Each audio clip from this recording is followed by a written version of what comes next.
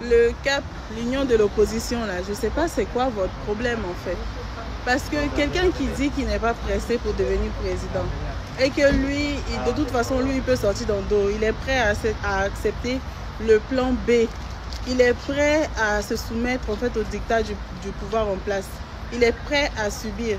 Quelqu'un comme ça, là, vous le mettez dans le truc de l'opposition, là, c'est pourquoi? Aïe! Quelqu'un qui n'est pas prêt à se battre contre le pouvoir en place, qui n'est pas prêt à combattre le pouvoir en place, qui n'est pas prêt à faire un combat d'idées avec le pouvoir en place, qui n'est pas prêt à lutter. Comment celui-ci là va venir dans l'opposition? Il va vous apporter quoi en fait? Il va vous apporter quoi? Ce n'est pas à moi de demander à qui que ce soit du parti. On ne va pas vers ce qui vient vers vous. Vous comprenez? On dit le masque là, il vient danser dans ta maison. Et tu sors, tu vas sur la route, tu cherches quoi? Tout cela sera naturel. Pour quelqu'un qui n'était pas trop connu au Sénégal. Mais avec son onction, avec son leadership, il s'est battu. Et Diomaye Faye a été élu président de la République du Sénégal. Et Diomaye Faye, il nomme Ousmane Sonko Premier ministre. C'est pas les deux qui ont gagné. Dans un pays sale, est-ce que quelqu'un peut un jour réfléchir comme ça aussi? C'est pourquoi ceux qui auraient mon nom, moi je les laisse. J'ai dit, il est sorti dans le dos. Ça m'a fait rire quand j'ai vu sa vidéo où il dit que lui, il va prendre l'exemple du Sénégal avec Diomaye Faye, où il va sortir dans le dos. Mais est-ce que la stratégie de sortir dans le dos de Diomaye Faye, là, ils ont fait sortir la stratégie là avant la dernière minute? Ce sont des stratégies de dernière minute.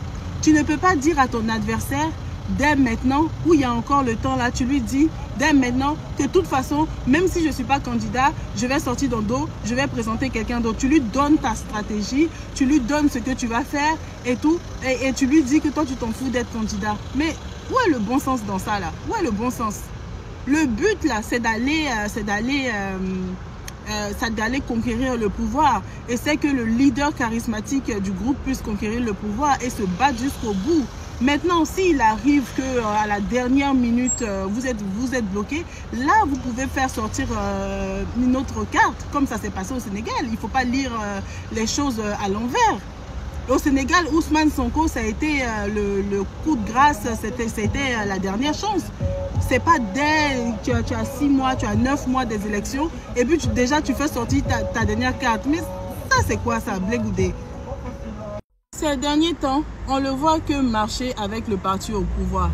Même son ami, même proche, même qui est dans son cogep là, même là, il est parti faire union des personnes qui veulent que Ouattara se présente. Union de l'opposition pour le pouvoir en place. Vous voyez comment ça n'a pas de sens.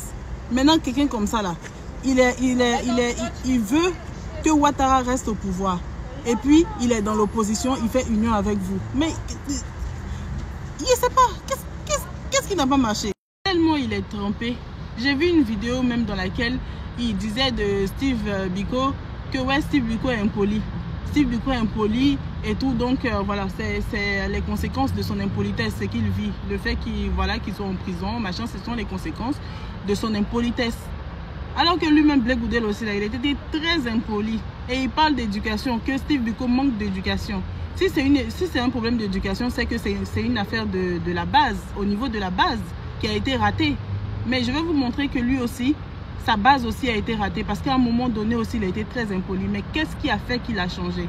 Parce que ça, c'est pas l'éducation. Après la prison, ou bien pendant la prison, ou bien après la crise, qu'est-ce qui s'est passé? Et puis Blé Goudé a changé.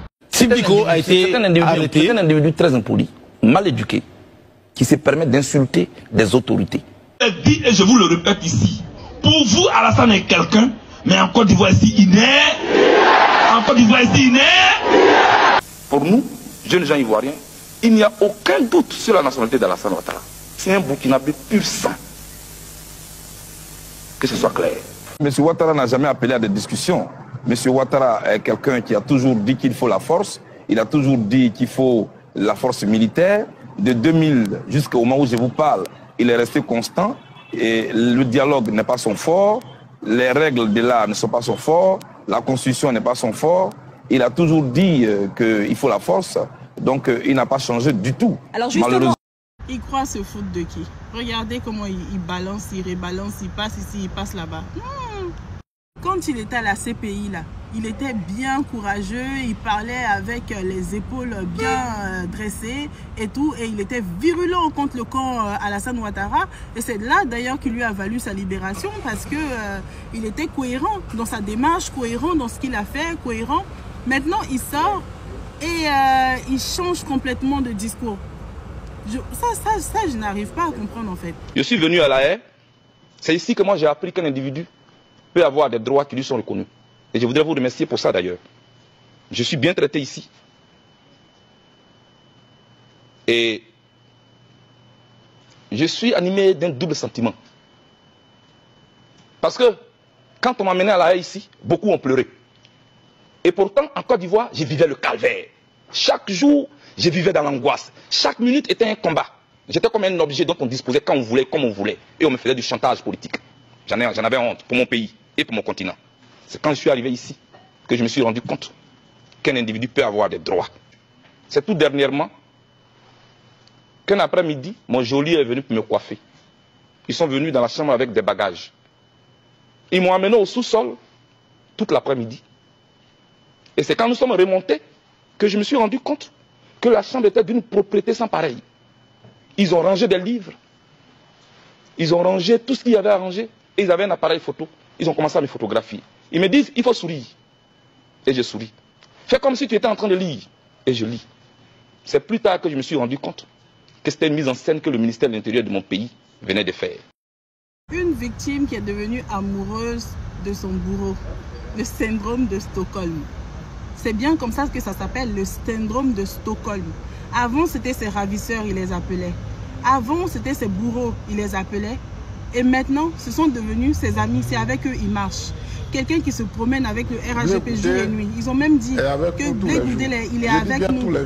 Il est avec nous. Bakongo l'a dit. Je vais vous mettre la vidéo. C'est bien parce que la main qui donne et la main qui ordonne qu'aujourd'hui, il ne peut plus parler. Parce que la main de laquelle il reçoit est la main qui l'ordonne. Aujourd'hui, il ne peut plus parler, il n'est plus libre. De Côte d'Ivoire, celui qui t'entretient, il te tient. Oui. Il va te contrôler à vie. Vrai. La main qui donne est la main qui ordonne. La main qui donne, c'est la main qui ordonne.